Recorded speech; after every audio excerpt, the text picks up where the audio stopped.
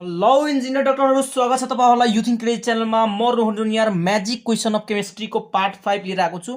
मैले पहिले पनि भनिसकेको छु तपाईहरुलाई 500 भन्दा बढी क्वेसन गराउँछु यहाँ एमसीक्यू को त्यो केमिस्ट्रीमा, जुन कि 500 बाट तपाईको 5 देखि लिएर 10 मार्कको भित्रसम्म हैन आउँछ, कन्फर्म आउँछ। यति बुझ्नुस्, कुनै पनि एक्जाम होस्, केयू होस्, पीयू होस्, आईओई होस्, आईओएम होस्, हैन कुनै होस्, केमिस्ट्रीको लागि यो भन्दा बेस्ट भिडियो तपाईको कुनै पनि नेपालको कुनै पनि च्यानलमा अपलोडेड छैन। ठीक छ, so magic video is the best video के। ठीक छ, केमिस्ट्री फिनिश गर्ने एउटा यही तरिका पाए के राम्रो। ठीक छ, रिभिजन पनि हुन्छ हाम्रो, धेरै जसोले त केमिस्ट्री फिनिश गरेर बसिरा होला, सो उनीहरुको लागि रिभिजन पनि हुन्छ। ठीक छ, मैले हरेक पोर्सनबाट एकदम इम्पोर्टेन्ट र धेरैचोटि रिपिट भएका हैन, लगभग 10 5 3 2 चोटि रिपिट भएका क्वेसनहरु लिएर आएको छु। ठीक छ, सो मोस्ट इम्पोर्टेन्ट क्वेसनहरु चाहिँ एकदम ध्यान दिएर हेर्नुस्। सबै कुरा यहाँ भनौं न के रे म भन्दा नै तपाईहरुलाई याद गराइदिन्छु। ठीक छ, 2 3 चोटि भिडियोलाई हेर्नुस् हैन, 6 दिनको इन्टरभलमा हेर्नुस्, 10 दिनको भित्रमा हेर्नुस् हैन, अनि याद हुन्छ फ्याक्टै। ठीक छ, सो जसलाई सार्नु मन छ सार्दा पनि बेटर। ठीक छ, सो ल स्टार्ट गरौँ। जसलाई 5 देखि 8 मार्क रेज गर्नु छ हैन केमिस्ट्रीमा हैन, सो म्याजिक भिडियो पुरै फर्स्ट देखि लास्ट पार्टसम्म हेर्नु। 500 क्वेसन कन्फर्म 5 देखि 6 10 मार्कसम्म तपाईको बढ्छ। ठीक छ, ल हेरौँ। तपाई एक्जाम दिएर आउनुस् अनि हेर्नुस् न, एउटा न एउटा क्वेसन पढेकै हुन्छ के, पढेकै हुन्छ। एउटा हैन 2 3 वटा क्वेसन कम से कम आउँछ एक्जाममा। ल अहिले यो भिडियो हेर्नुस्, कम से कम एउटा आउँछ एक्जाममा confirm.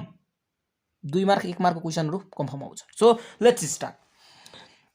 Crimson red colour, crimson red colour हुन्छ नि, crimson red colour in fireworks is due to के को कारण? स्टोनियमको कारण, स्टोनियमको कारण। ठीक छ, यो एलिमेन्टको कारण क्रिम्सन रेड कलर हुन्छ फायरवर्क्समा। ठीक छ, ओके।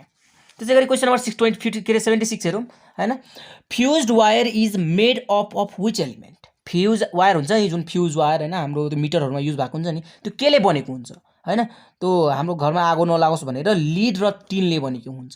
ठीक छ, लिड र टिनले बनेको हुन्छ फ्युज्ड वायर। फ्युज हेर्नु भएको छ नि घरको फ्युज, के घरको फ्युज? ओके, हेर्नु भयो होला, त्यो रातो रातो बलिरहेको नि, पिल पिल बलिरहेको हुन्छ नि, त्यस्तो त्यो फ्युज हो। त्यसको भित्र कुन वायर, कुन आई मिन कस्तो खालको वायर, के कुन मेटलको वायर युज भएको हुन्छ हैन? लिड र टिन जस्ता वायरको भनौँ न, पातलो जुन हुन्छ नि एकदम गल्ने के हैन, थोरै सक होस् हैन, थोरै सक भए पनि त्यो भनौँ न भाच्ने के, त्यस्ता वायरहरु युज भएका हुन्छन्। Okay. The working of the dry cell, हेर्नुस् है, द वर्किङ अफ द एकदम इम्पोर्टेन्ट हुन्छ VBI।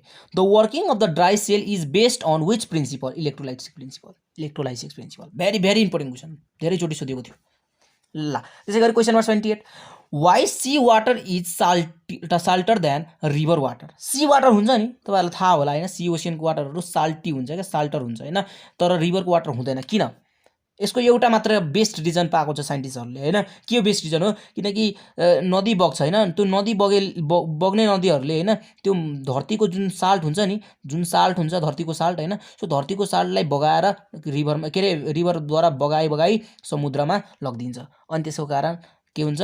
समुद्रको पानी साल्टी हुन जान्छ, सल्टी हुन जान्छ। ठीक छ, सो यो बेस्ट रिजन हो, यहीमा टिक लाउनुस् है एक्जाममा आयो भने। बेस्ट रिजन हो, हुन त अन्य रिजन पनि छन् हैन, तर this is the best reason, main reason है। ल क्वेसन नम्बर 79 हेरौँ। The rusting of iron is which type of change? Rusting of iron जुन छ नि, कुन टाइप अफ चेन्ज हो?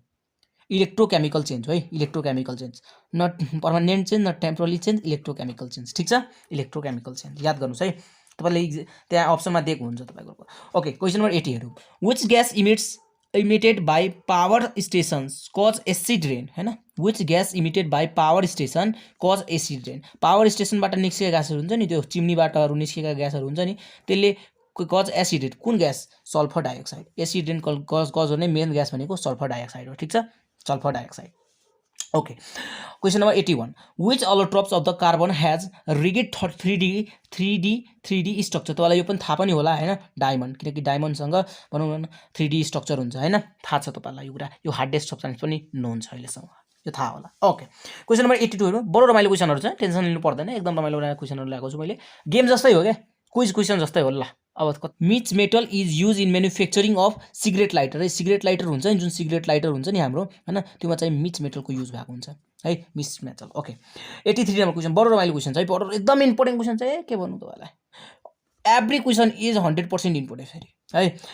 Which toxic substance is present in automobiles battery automobile हाम्रो battery हुन्छ नि हैन हाम्रो ब्याट्रीमा कुन चाहिँ टक्सिक सब्स्टेन्स युज भएको हुन्छ लिड है याद गर्नुस् यो भेरी भेरी इम्पोर्टेन्ट क्वेसन छ भेरी भेरी इम्पोर्टेन्ट क्वेसन कुनै एक्जाम होस् है सोध्न त सोध्छ एकचोटि न एकचोटि जीवनमा आउँछ नआए पनि तपाईको जेनरल नलेजको पनि काम आउँछ ठीक छ भोलि गएर केही न केही दिन कुनै दिन काम आइहाल्छ ओके कोही 84 number very very important question यो त तपाईलाई थाहा पनि होला द नम्बर अफ प्रोटोन और electrons in an atom is called atomic number हैन number of proton and electron in known as atomic number represented by Z मैले धेरैचोटि पढाइसकेको छु कुरा ओके क्वेसन नम्बर 85 मा हेरौँ व्हाट इज वाटर ग्यास वाह ओह यो यस्तो इम्पोर्टेन्ट क्वेसन छ नि यो यसलाई सबभन्दा भेरिफाई राख्नु सबभन्दा भिभिआई राख्नुस् वाटर ग्यासको हैन वाटर ग्यासलाई के को मिक्सचर भनिन्छ हैन कार्बन मोनोक्साइड र हाइड्रोजनको मिक्सचर भनिन्छ है कार्बन मोनोक्साइड र हाइड्रोजनको मिक्सचर भनिन्छ धेरैचोटि सोधिएको क्वेसन छ धेरैचोटि सबभन्दा बढीचोटि सोधिएको क्वेसन यही हो चक्क तपाईलाई थाहा पनि होला यो क्वेसन ल त्यसैगरी क्वेसन नम्बर 86 मा हेरौँ 86 मा हेरौँ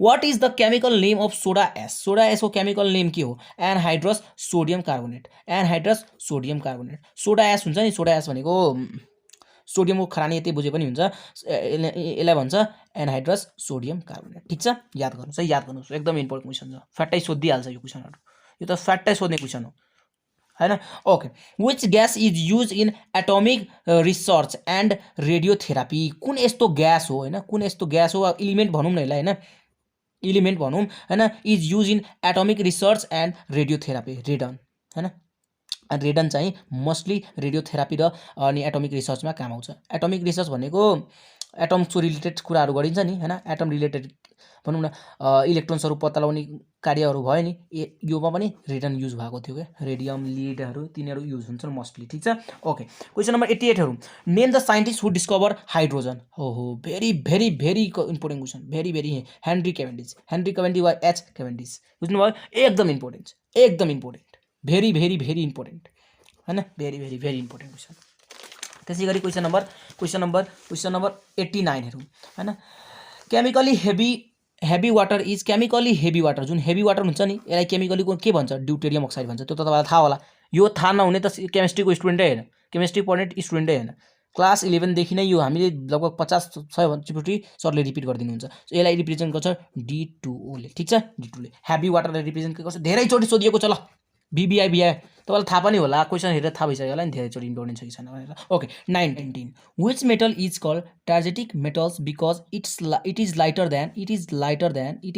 देन आइरन कुन यस्तो मेटल छ लाइटर देन मेटल हुन्छ हैन titanium TITANIUM titanium very very important question है यो चाहिँ एकदम इम्पोर्टेन्ट क्वेशन हो okay question number 91 Why the cadmium rod is used in nuclear reactor मा cadmium rod हुन्छ नि त्यो cadmium rod हैन किन युज हुन्छ किनकि to slow down the speed of neutron हैन to slow down the speed of न्यूट्रोनको स्पीडलाई स्लो गर्नका लागि हैन धेरै फास्ट नहोस् हैन धेरै फास्ट रिएक्सन नहोस् भनेर cadmium rodलाई युज गरिन्छ ठीक छ भेरी भेरी यसलाई चाहिँ why cadmium is used in nuclear reactor पनि भनिदिन्छ तपाईलाई है तपाईले जसरी पनि to slow down the speed of neutron भन्नु पर्यो ठीक छ रड नभन्न पनि सक्छ okay 92 which chemical is use as artificial rain हुन्छ नि आर्टिफिशियल रेन गर्नका लागि हैन साइन्टिस्टहरुले गर्छन् हैन आर्टिफिशियल रेन चाहिने ठाउँमा हैन सो आर्टिफिशियल रेन गर्नका लागि कुन केमिकलको युज प्रयोग गरिन्छ सिल्भर आयोडाइड है सिल्भर आयोडाइडलाई रिप्रेजेन्ट गर्छ AgI ले तपाईलाई थाहा पनि होला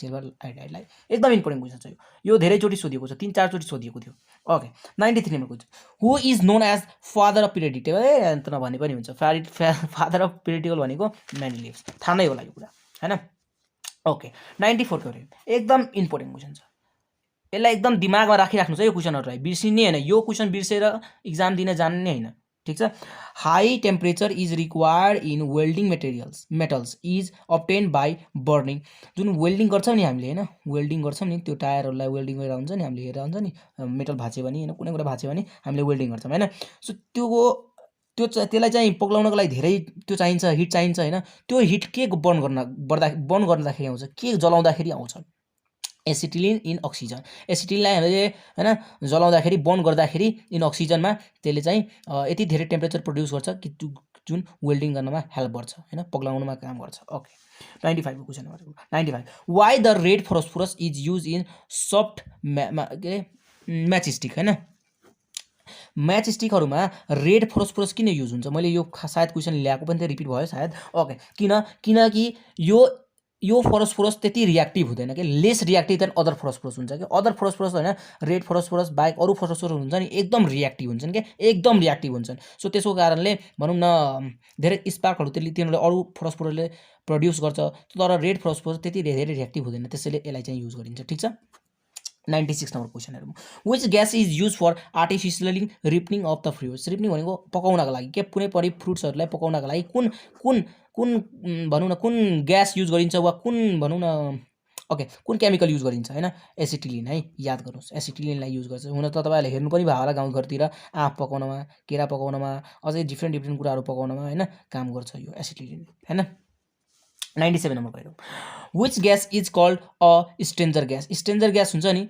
स्ट्रेन्जर ग्यास भन्ने यसको नामै हो क्या जिनोनको नाम होइन स्ट्रेन्जर ग्यास नै हो यति बुझ्नुहोस् ZEA के अरे XENON यसलाई भन्छ यो ग्यासको नाम भनेको स्ट्रेन्जर ग्यास हो स्ट्रेन्जर ग्यास तपाईँलाई सिधा भनिदिन्छ what is the from here which is known as stranger gas तपाईँलाई सोधिन्छ स्ट्रेन्जर ग्यास भनेको जिनोन ठिक छ okay 98 onion and garlic have odour due to presence of के को कारण होइन ओनियन हुन्छ नि हामीले प्याज र गार्लिक होइन लसुनहरूमा होइन have odour due to presence of के होइन सल्फरको कारण हामीले बास्ना पाइरहेको हुन्छ ठिक छ ओनियन र गार्लिकमा सल्फर हुन्छ क्या त्यसको कारण हामीले आँसु पनि आउँछ नि त हाम्रो आँखामा हो कि होइन थाहा होला ओके सायद आजको लागि यति नै होइन भेट्नेछौँ नेक्स्ट पार्टमा तपाईँहरूलाई यो पार्ट कस्तो लाग्यो कमेन्ट गर्नु होला हेल्पफुल छ कि छैन भनेर त्यो पनि कमेन्ट गर्नु होला होइन त्यसपछि 98बाट हामी कन्टिन्यू गर्छौँ होइन ओके पहिला मलाई चाहिँ तपाईँहरूको त्यो चाहियो सजेसन चाहियो कस्तो लाग्यो यो पार्ट होइन भनेर ठिक छ त्यसपछि नेक्स्ट पार्ट म अपलोड गरिदिन्छु ओके बाई बाई आजको लागि यति नै